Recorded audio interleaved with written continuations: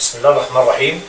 أعزائي مشاهدي ومتابعي قناة مصريين تي في، أهلا وسهلا بكم. النهاردة إحنا في حلقة جديدة على قناة مصريين تي في. برحب بكم بكل مشاهدينا ومتابعينا الكرام. أولا هبدأ الحلقة خالص تعزينا لأهالي عزبة الصعيدة وأهالي امبابة في الحادث الأليم اللي واقع امبارح، وراح ضحيته 3 أشخاص وإصابة شخص في انهيار منزل. خالص تعزينا لأهالي امبابة، وأحب أرحب بكم في الحلقة الجديدة إن شاء الله، وهتكون بعنوان مهما تعملوا إحنا مش نازلين.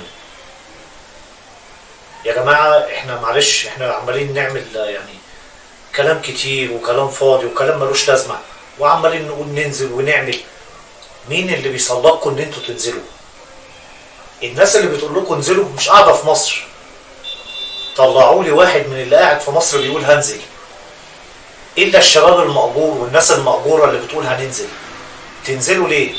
واحد زي محمد علي الخسيس الهربان اللي مش عارف يخش مصر، ومش هعرف اقول بلده مع انها مصر ام الدنيا، بس ما بنتشرفش بيك يا محمد علي. انت ما تشرفش حد، انت ما تشرفش نفسك.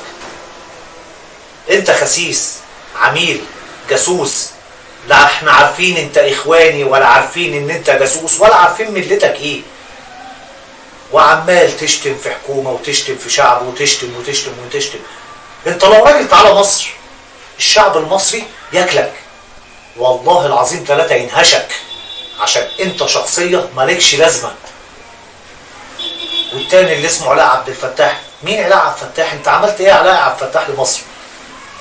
وعمال تقول انا مصري وثوراجي وانا وانا وانا. هو انت لو بتحب بلدك يا علاء عبد الفتاح، انت ولا اعوانك الفجرة هتقول مظاهرات وهتقول قرف بعد ما مصر بدأت تقف على رجلها؟ يا راجل ده احنا عشنا عهد ظلم، عشنا عهد ما كناش عارفين بلدنا ماشية ازاي.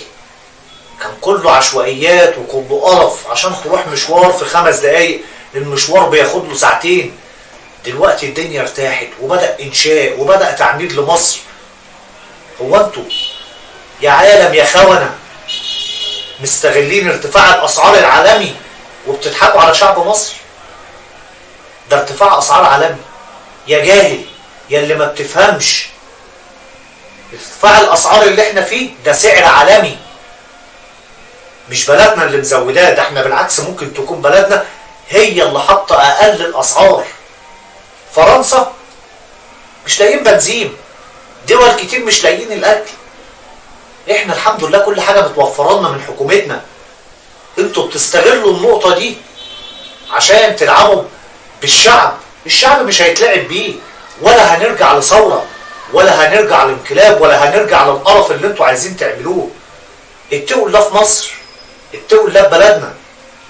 احنا لما صدقنا الحمد لله مصر وقفت على رجلها، لان احنا قد الدنيا وهنفضل قد الدنيا، وغصب عنكم قد الدنيا. وانت يا محمد يا علي احنا مش عارفين ملتك، انت مع مين؟ انت تبع مين؟ حاجات غريبة يا شعب مصر. فوق الناس اللي بتحرضكم ما بتحبش بلدها. اللي بيحب بلده هيحافظ على بلده. مفيش حاجة اسمها 11 ولا في حاجة اسمها 12 ولا في حاجة اسمها 44. مفيش الكلام ده. احنا بلدنا لازم احنا اللي بنبنيها، احنا اللي نقف نحميها. مفيش حاجة اسمها 11. اتقوا الله ببلدنا، اتقوا الله ببلدنا. اللي بيسلطوكوا والله العظيم ما في واحد فيهم قاعد في مصر. كلهم كلاب هربانة بره مصر، كلهم كلاب هربانة بره مصر. هربانين عشان ناس خونة. دول لو بيحبوا بلدهم كانوا حطوا ايديهم في ايد الشعب وفي ايد الحكومة وفي ايد الرئيس، وكانوا بنوا مش كانوا هدموا. اخر كلامي حسب الله ونعم الوكيل فيكم يا اللي بتحاولوا تهدموا مصر. ومش هنقول غير الكلمة اللي بتغيظكم، هي كلمة واحدة بس: تحيا مصر، تحيا مصر، تحيا مصر.